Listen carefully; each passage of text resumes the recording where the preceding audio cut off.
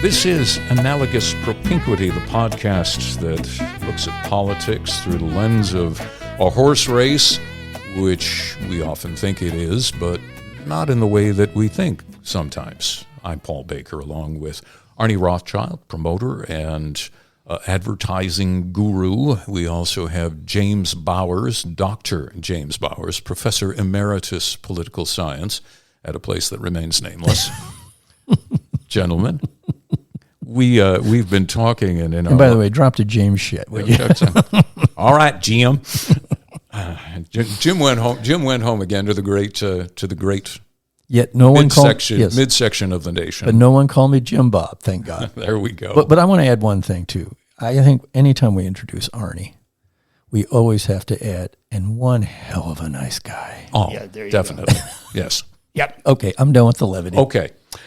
We have been talking about, in our last episode, we got into this whole thing that Marshall McLuhan, the Canadian political scientist, talked about a long time ago when he said the medium is the message. And we have been talking a little bit about media. And media itself have changed a lot in our lifetimes, what we could refer to as the post-war era. And in fact, me saying post-war era pretty much dates me right there. And which war? In this case, people 30 years younger than us or 20 is thinking, oh, post-war means Iraq. Yeah, or Afghanistan, yeah. And in fact, when you look at history, the post-war era is all about World War II, which pretty much involved the world. And the world changed, essentially, after that.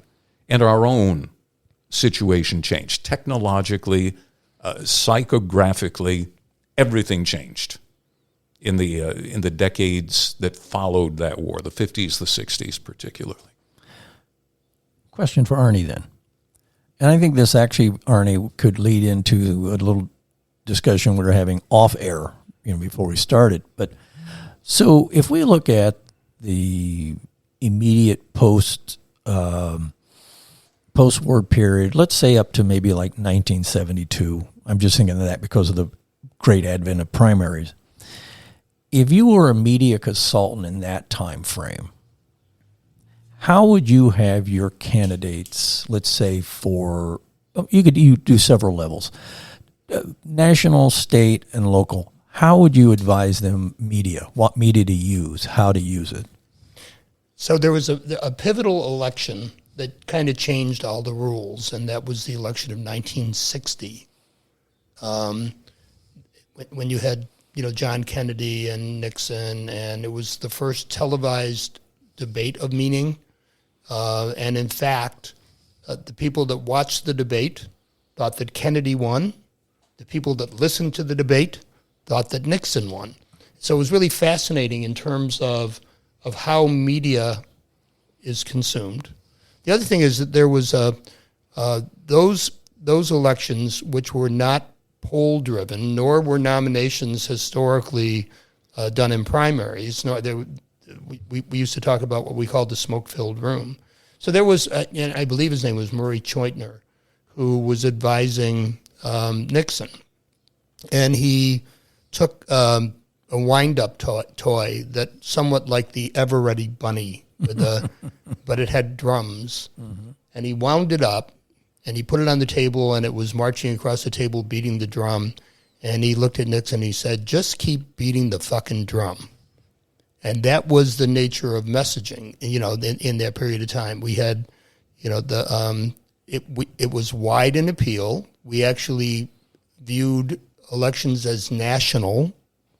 The messaging was uniform, and it was based on policy. And that's not the case anymore. That, as we have segmented media, segmented message, done more polling data or focus groups or understanding local issues, there is an inclination to try to localize elections more today than we used to. You used to have a Republican candidate and a Democratic Party candidate, and they looked the same. They looked the same. So, but beginning in 1960, there was the beginning of a change. There had been, by the way, in 1952, The first time that, and it was Dwight Eisenhower that broke with the party to take Taft out at the convention to become the nominee. That was the beginning of a change where we were first looking at the fact that there is not a national Republican Party, a national Democratic Party, where the platform became everything.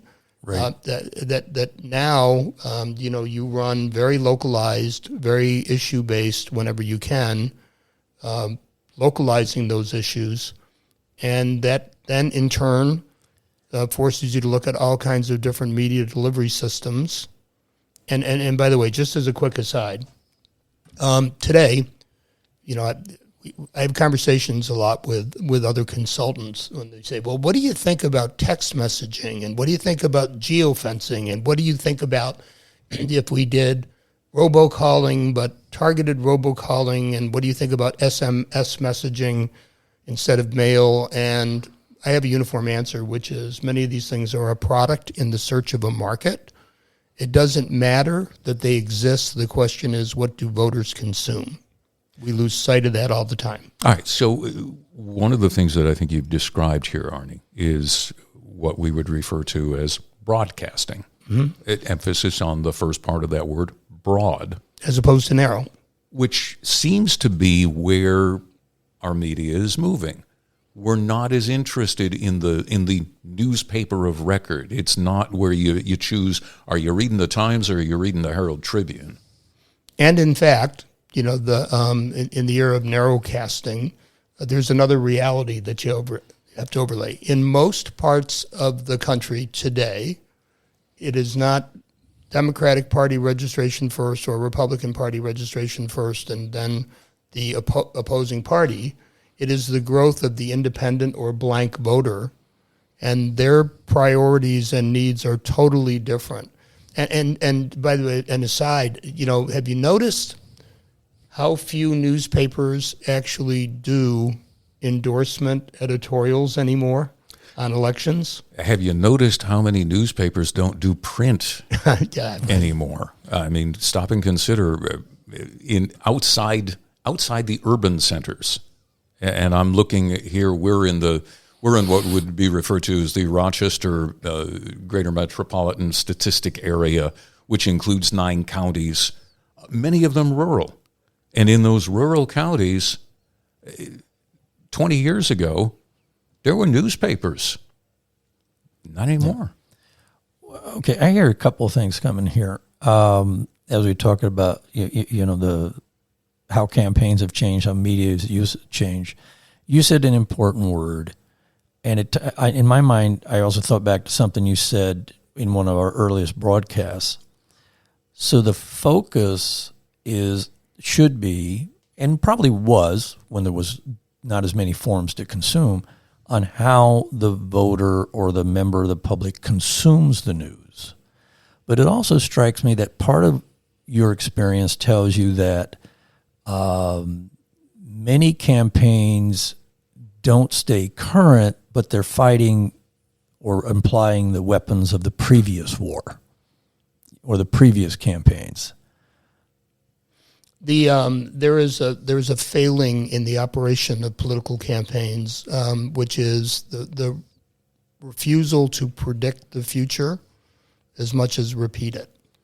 But so let me give you one dramatic one.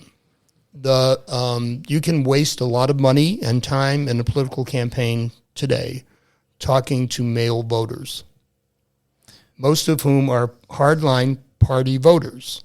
Elections of today, in no small part, are driven by women voters. In the election of 2016 in exit polls, 53% of white women voted for Donald Trump, or perhaps more accurately, voted against Hillary Clinton.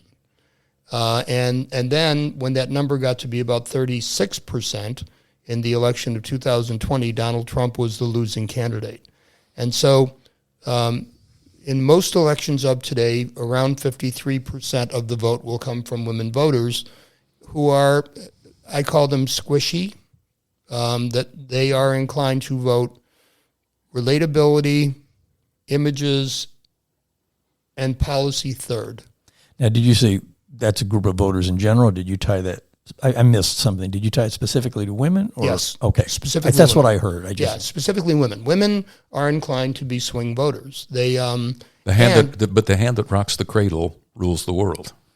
But if you back up to something we started talking about in the election of 1960, although there were not exit polls as exit polls, what was the attraction of John Kennedy? You know, that John Kennedy set a new standard for the look of a president and, in fact, his wife, and the perception of this young, relatable, plain-speaking, one of us, son of a millionaire. But the thing is that you know, but perception is reality. He was what everybody wanted, though. He was a war hero. You know, remember PT 109? Yeah. But there again, and you mentioned the First Lady. And Jacqueline Bouvier Kennedy, in contrast with Mamie Eisenhower. It was a pivotal moment in time in American elections. It's a drop mic moment. Okay, but can I add there? I thought you were going to select a different. Jackie Kennedy versus Pat Nixon.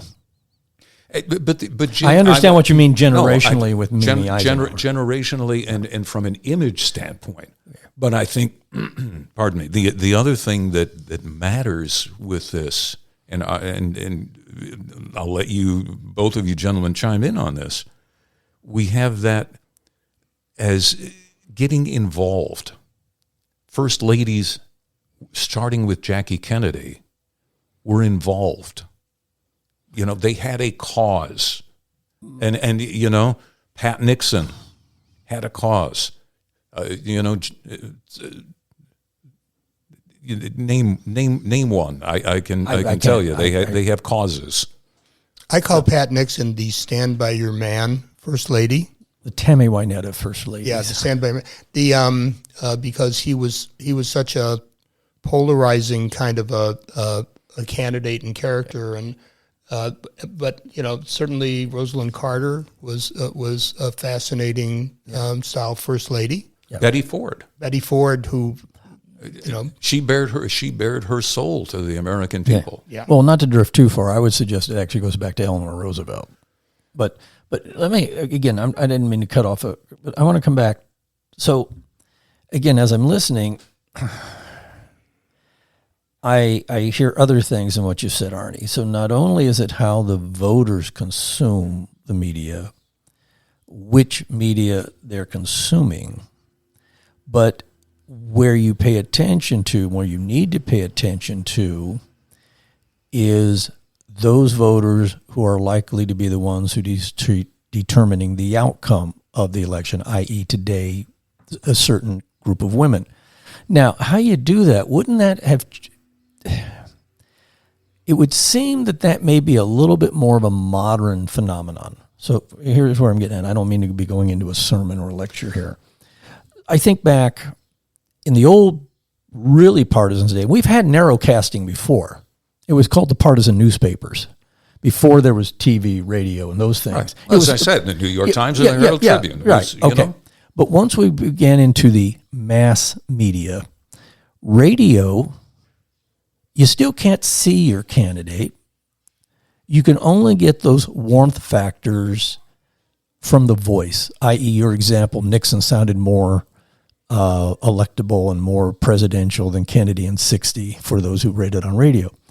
But where I'm headed with this is what you're saying strikes me as being something that is particularly relevant, let's say from the advent of cable TV up through now, with obviously certain types of changes along the way, because cable has allowed us to narrowcast now because of so many different cable stations. It also then, with the various social medias, you can even go more narrow. I don't know exactly what I'm trying to get out here, but it seems like the media, the availability of the media, the type of media also determines how you can focus on that key group. Sorry for that long. because you're right. But I want to take it a step further.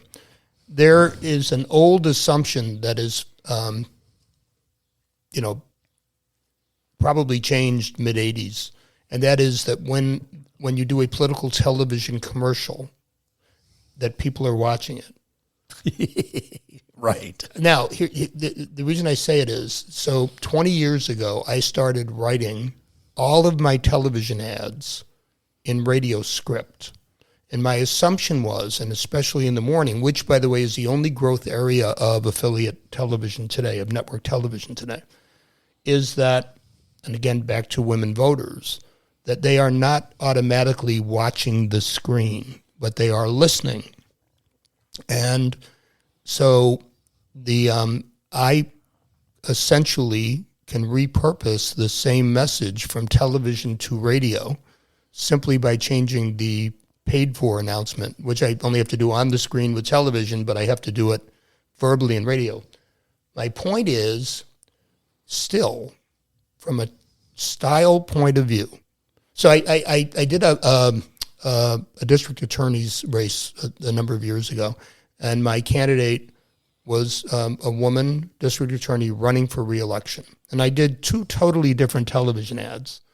One of them, her and her family, with her talking to camera saying, a lot of people ask me what it's like to be the first elected district attorney, first elected woman district attorney, and talking about what she tries to do. I did another ad, not in her voice, with a hard, she has 96% conviction rate, and that's in all percentages and numbers. One targeted to women, one targeted to men. Yep. Totally different process in terms of what they thought would make a good district attorney. And, the woman voter wanted somebody that related to what was in front of them. The men wanted to know statistically that what your conviction rate was. So the enlightened messaging person does not just do one-size-fits-all messaging in today's environment. Okay. And you do take advantage of the different delivery systems, and you do take advantage of who consumes them and how. And if you are stuck on one message, you are most probably going to lose. Let's take it back a little bit, though, because we've been talking about how important the female vote is. So I'm going to take us back, because we've been talking about history as we know it, as we've lived it in this post-war era. But we had contact with other generations, too. I want to take it back. My brother-in-law's grandfather, back in the early 1900s, worked as what was called a ward healer. Now, I always heard that as healer, Healer? Healer, Healer, somebody who smoothed things over, made things good. And then I was shocked and somewhat dismayed when I realized, no, it was healer, as in making the dog heal, come to heal. And that's what his job was. This is in an era, 1913, prior to women's suffrage. And you look at some interesting areas of the country. The most interesting to me was Tammany Hall in New York City, and you had a tremendous number of immigrants that would come to New York City. The ward healer would align them as to what they needed them to do. And by the way, the mechanism, and it goes all the way back to Lincoln trying to get the passage of bills. Jobs have been the leverage in politics forever.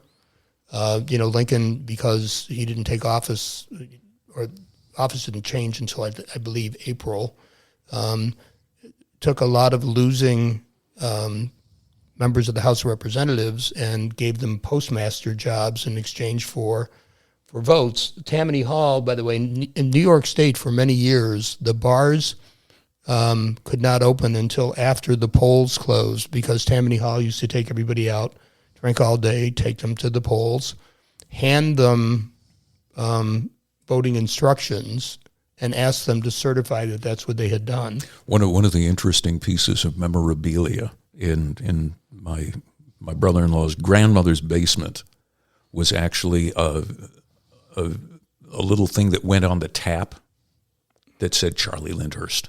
Yeah, right. Okay, but but in those examples, here's where I'm thinking. With this, the medium is the message.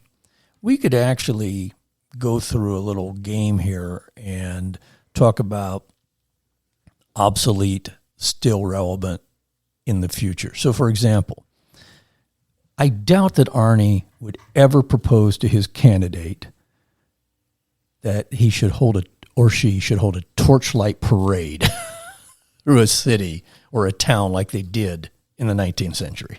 True. Okay. And Arnie wouldn't take him to the bar either, but Arnie has, and I'm Mr. Rothschild, I'm going to bring this up because you brought it up in past episodes. Don't pick on Arnie. No, but he did have people waiting at bus stops. That's okay. To get them, don't get on the bus. We're going to take you in an air-conditioned car to your polling place. All these are IDing voter strategies, right? Torchlight parades, Tammany Hall, bus stops, ID, and get your voter to the poll. Okay, but I want to push this game. Times change. Right, but I still want to push this game a little bit since we have so many different ways to communicate in campaigns. So let's go, for example, to your example of your prior district attorney candidate that DA candidate you ran two different commercials. Would you encourage a similar candidate to advertise on the three major broadcast stations locally, in that they now go, since they go across this 9-county area or 7 or 9 county, that seems like a lot of wasted geography when we're looking at here in where we are, Monroe County, New York.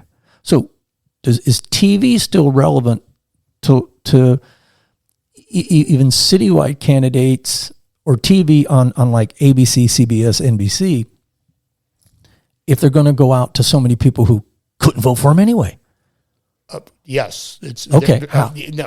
First of all, I think you just said two different things. Well, then, if I was doing a city-only election as opposed to a county-wide election, I would look at those things differently. Okay. Elaborate, sir. Well, a little bit. Let's assume for a second that I was even going to use television in a citywide election. The consumption of television by many city residents, especially those of color, is totally different in what they watch than suburban consumers of media. There are more efficient and effective ways for me to talk to city voters, and in no small part, I would use urban radio as a primary delivery, and I would also use cable in what we call zone delivery, where I target a specific zone, and I can actually message only in the city of Rochester on cable. And my choice of delivery systems would be different. I would use a lot of judge shows, for example, have high incidence of minority viewership.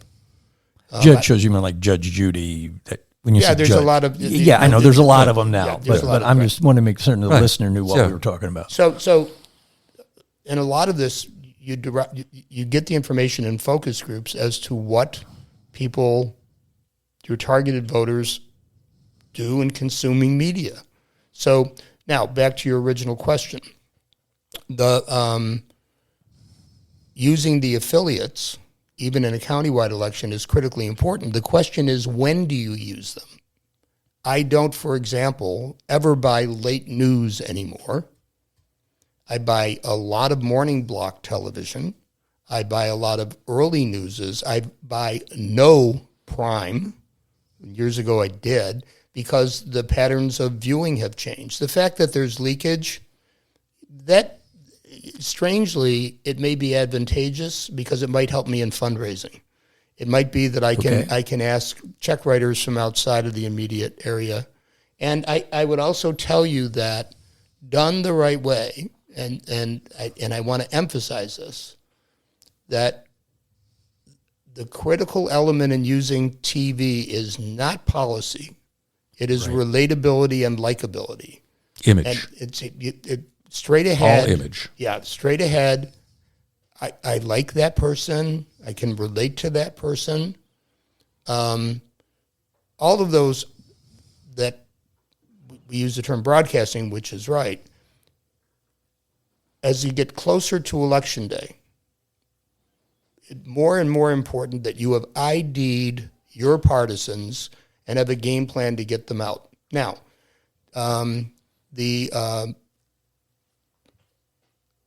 if you could run a president of the United States, and if he hit every door in the United States, or he or she hit every door, they would be unbeatable. The getting to the door and talking to voters is still the most important element of winning an election. That's why you see candidates in public markets. You see candidates going to doors. You see They're hanging out in the supermarkets. and right. So and there are databases that you work with that for what we call your walking strategy. You know, that whose doors do I want to hit? I currently have a candidate who has already hit 15,000 doors in a countywide election. Well, and do you mind if I push this a little bit more? I'm looking at Paul because Paul's kind of our god here. No, I'm just the moderator, and you're listening to Analogous Propinquity, the podcast that asks the question, how's politics like a horse race? I thought our question was, what's it all about, Alfie? Is it just for the moment we live? I am old. Okay. Sorry. It's the effort. Whether it's any good or not doesn't matter. It's the effort. And I should mention Dr. Jim Bowers, political scientist, with a thought back to Broadway, and Arnie Rothschild of the Broadway Theater League, who is with us as well. Thank you for saving That's me. a propinquity right there. Okay. So when I ran for city council in 2007, I knew it was going to be an uphill battle. But yes, we put a lot of emphasis. And I know it was early, but I started walking the East District. I think I was the Northeast District. I think I started walking like in April or May. You did. And it was right April. through the summer. Yeah, because Paul was one of my campaign manager. You were my campaign manager. That was publicity. Oh, okay. And I walked that district probably 3 times. A mistake I made was not walking all of it, because there was one mistake, because there were several districts that my opponent, based upon her mentor, overwhelmingly was likely to carry, and we made the mistake of shutting off any communication to those folks. That was an error. Wouldn't have won that race anyway, but yes, so I agree. But that gets into another direction then, for ties to this. I would say when you're talking about contact with voter, as you kind of get, I agree, that means candidate contact, ideally, face-to-face. I know you can count it in different ways. What is it? The standard rule is before a voter is really listening to you or might vote for you, it takes 6 or 7 types of contact. I think that's Impression. Right. So I want your reactions to 2 different other types of media: direct mail and these damn awful lawn signs, which I was also guilty of having. But let's start with direct mail. Is direct mail as a medium a substitute for that face-to-face medium of the candidate? Direct mail is effective when you have a geography that is confined, but too big to hit all the doors. Excuse me. I do a lot of work in New York State Assembly and some Senate races. You use mail. We don't use it as at the same levels of frequency that we did. We used to target 8 to 10 mailings Now it's 4 or 5 because you'd rather supplement it with other things. The mail, in its best use, historically has been, and it's changing right now, to do what we call the bio stage, the introduce the candidate to the voter. Today, what I suggest to candidates is don't do the traditional bio piece. Do a promise of 3 to 5 things you will do. They can go to your website and learn all about your bio. So, it's different. 3 to 5 things you're going to do for them. But that's not instead of the doors. If you can get to the doors, there is nothing more effective. Now, lawn signs that you mentioned, in my experience, there are 2 parts. There's an old saying in politics: lawn signs don't vote. But what I say is lawn signs help the consultant manage his candidate. Yes, that's where I was hoping you were going. When you have a candidate who sees the opponent's lawn signs, they get catatonic. And the thing is that, so lawn signs are a reinforcing mechanism. They are... it's an impression. It's an impression, but it's also, one of the... Every cycle, I have complaints from a candidate that somebody is stealing my lawn signs. And so I finally said to, and lawn signs, by the way, typically have wire frames. Right.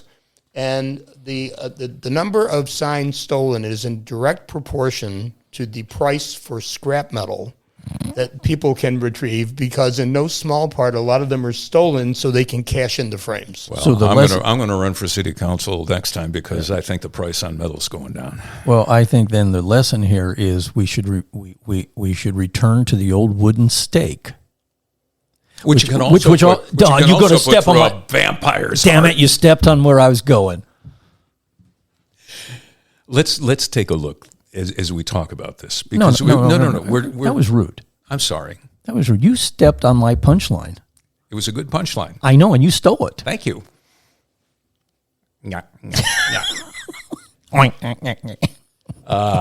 Arnie's reconsidering whether he wants to do this with us anymore. We've been talking about this whole idea of, the medium is the message, and we've talked about a lot of the different things. What about the party itself as the medium? The party itself. And you've said there is no national party. It's a coalition of all these different districts. And I want to point out, we do this podcast out of a studio, Bill Moran's studio in Fairport, New York, in Packett's Landing. And it's a great place. Fairport, New York is a very different place than Rochester. It's a suburb of Rochester. And I know we've mentioned this before, you can go in rings. But you can also look at the urban versus rural situation that we have across the whole country. In terms of party. In terms of party affiliation, in terms of polity, if you would. And if you look at an Erie County with an urban center of Buffalo, you look at a urban county of Onondaga with a pole of Syracuse, Monroe with the pole of Rochester. In between those, and if you draw, if I'm the Buffalo Bills, I'm drawing advertising, I'm drawing fan base all the way from Syracuse. Yet never making it to the Super Bowl. Well... But in between, in between each of those polls, which are media markets, by the way, as well, which is where you're going to find those 3 affiliates that Dr. Bowers referred to, when you look at the space between, it's vastly different. How do we cobble together? How do you get a cohesive whole that can call itself Democrat or Republican out of that vast difference? Let me underscore what you're saying in a little different way as somebody that's done Republican strategy around New York State. So Long Island the farther east you go, the more conservative Republican it gets. Then you move back towards New York City, and once you're in New York City, the Republican candidates are virtually non-existent, or stand very little chance of winning. You get to the Hudson Valley, where you begin to do not only traditional Republicans, but you do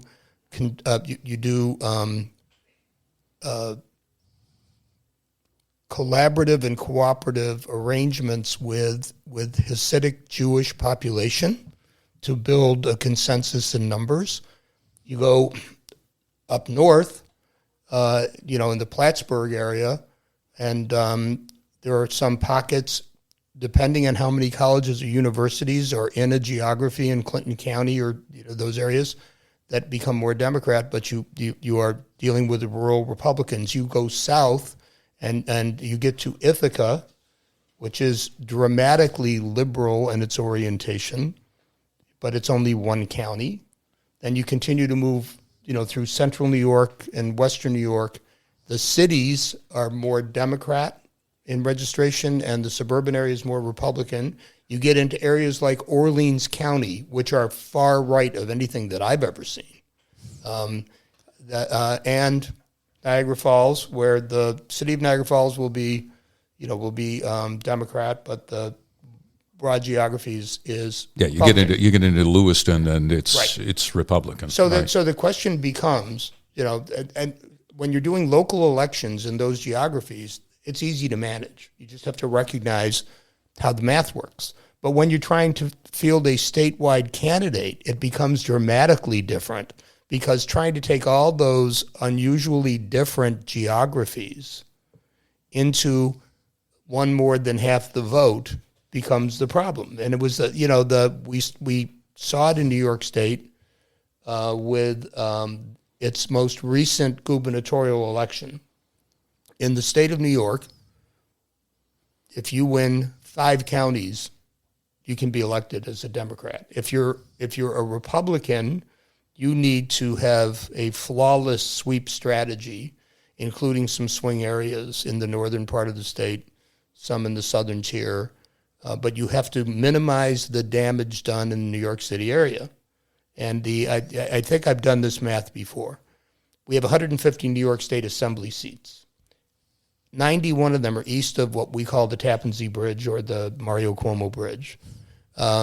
So the population load in the New York City area makes upstate New York essentially irrelevant. And I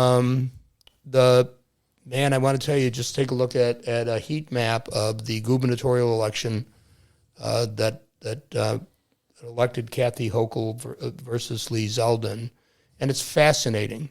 There is no similarity, so building a statewide consensus is a totally different dynamic than my doing an election in the 145th Assembly District in Niagara Falls. Yeah, and if you would move into a state like Illinois, you would see a similar parallel with how much Chicago would control the outcome.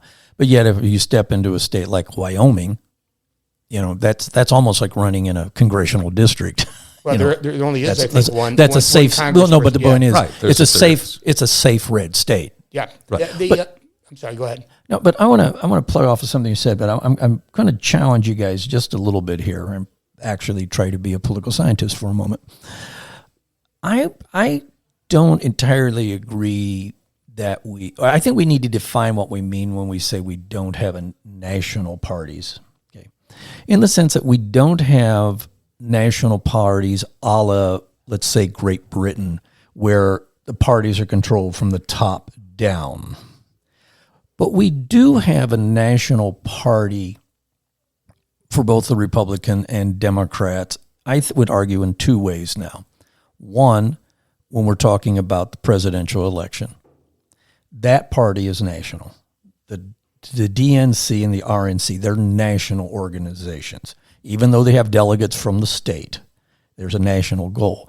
Second, which is almost a reversion back to the days of the partisan newspapers, is our parties have become more ideologically pure, which makes them more unified than they would have been when we were growing up, when we could talk about the Rockefeller Republicans, the Southern Conservative Democrats, all these different things.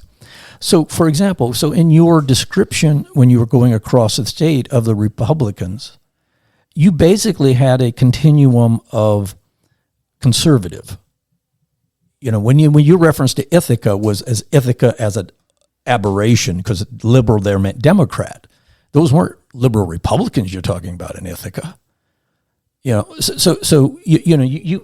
What I guess what I'm getting at, even when you go across the state, the Republican Party in New York State, as is the Democratic Party, is pretty much a liberal party or a conservative party anymore. Well, but Arnie, I think struck a note on something. I'm not saying he's wrong. I just when he's talking about who gets elected in a statewide race in New York, and I would make the argument that it is the right of center or left of center candidate that's going to have the best chance. George Pataki, a right of center Republican, not a flaming conservative. George, he was right of center.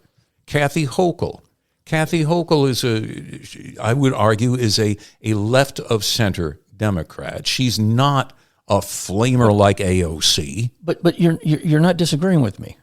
I'm not disagreeing with you, Jim, but at the same time, I think there is, you talk about ideological purity. I don't think there's ideological purity when you've got AOC and Kathy Hochul living under the same They're tent. still on the left. Yeah, but no, wait, whoa. But how far left? No, but the divisions are within the left and the divisions are within the right. May I disagree? As long as you're disagreeing with him. Or is the answer that Let Arnie in here. They're also part of that, and they're appealing to that independent center. Now I feel like I'm on Fox or MSNBC when we're talking over each other. Please, Arnie. Kathy Hochul, as a congressional candidate, was a right-of-center Democrat, and then as a gubernatorial candidate was a left-of-center, and actually a little farther than that, Democrat. Same person, different voting geography.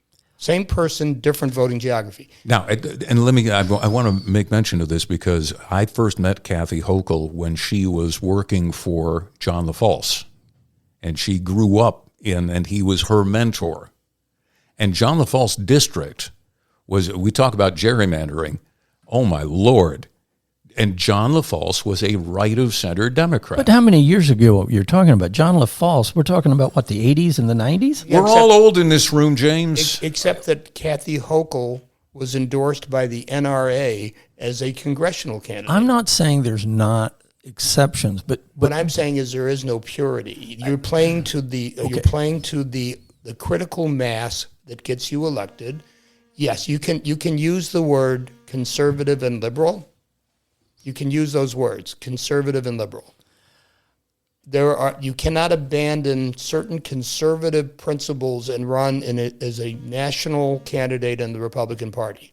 You have to say, I am for more national defense, lower taxes, and individual rights. You have to, and nor can you abandon certain liberal principles. But in the 53 local elections for president that occur, there's not going to be a lot of similarity with the national mandate for a message. They will run different messages in each of those voting geographies to underscore the geography. And when you come I'm just going to go into my Marge Simpson. All right.